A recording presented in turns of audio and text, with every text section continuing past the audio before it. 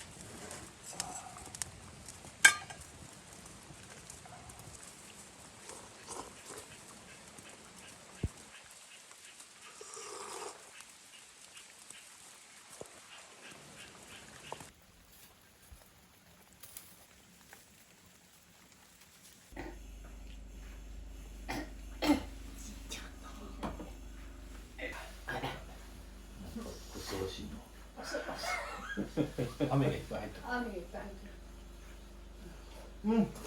そうそう。人参柔らかくなったやっと。俺が食べた時めちゃくちゃ辛かった。そらあっさりしたね。あっさりとって。うん。スープの味はどうなん？スープの。素材の味だ。これ。あ、味薄いね。うん。はい、ご飯。はいはいはい。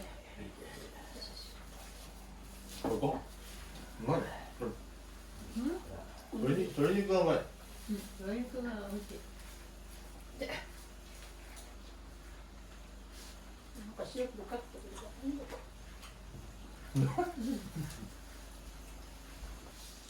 そんなあなたにある。お塩。あ、そんなにみんなそんなお塩すごい人気。すごい。これじゃないのか。塩がすごい人気。すごいすごいすごいすごい。